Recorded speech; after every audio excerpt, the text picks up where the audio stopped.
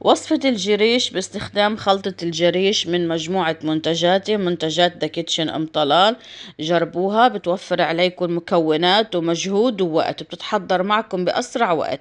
لا في داعي تهرسوا بصل، ولا في داعي تفرموا طماطم، ولا تحضروا بهارات. والجريش دايب دوب، عملته مع الدجاج وعلى الوجه مسحة سمنة مع شوية البصل بالليمون واللومي، ولا أطيب من هيك. بأسرع وقت وأسهل مكونات، وما بتاخد منا مجهود أبدا. باستخدام خلطة الجريش الجاهزة، هي عبارة عن طبخة الجريش بجميع مكوناتها، ما في داعي تحمسي بصل. شايفين كيف؟ لكل اللي بياخدوها بيسألوني على طريقة تحضيرها. لا في داعي تهرسي تفرمي بصل، ولا تفرمي طماطم، ولا تجهزي بهارات، ولا تحمسوا، ولا تتعبوا حالكم بكل هيدي المكونات. جميع مكونات طبخة الجريش موجودة فيها.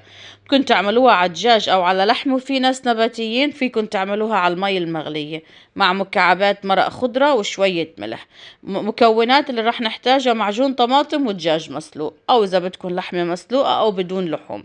نجهز الطنجرة، منضيف فيها معلقة سمنة وزيت نباتي، ومننزل عليها معلقتين أكل معجون طماطم. كمية معجون الطماطم على ذوقكم، أنا بحب أحمسهم شوي. بعدين نزلت عليهم خلطة الجريش، فيكن تحطوا كل الكيس نص كيلو، وفيكن تقسموه على جزئين، والملح.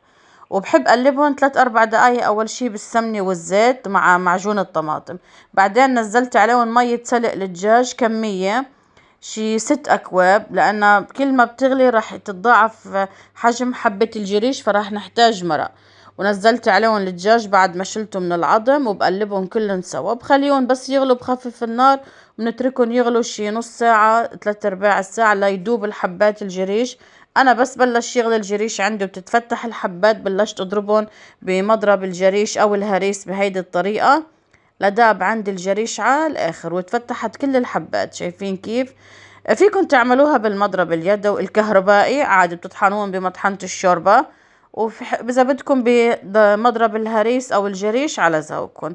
شايفين كيف دايبين دوب؟ حطيناهم بصحن التقديم، ما شاء الله الطعم خيال، النكهة المظبوطة. ولا في داعي تحمسي بصل وتطلعي ريحة البصل، ولا تجهزي البهارات ولا الطماطم. على الوش مسحة سمنة، هيك بتعطيها طعم طيب، خاصة لما تكون سمن بلدي. وحطينا بالنص شوية البصل المدعوك باللوم الأسود وبالليمون بهيدي الطريقة، وبتكون جاهزة للتقديم وتغميس بالخبز، ولا أطيب من هيك. جربوها، سهلة وبسيطة.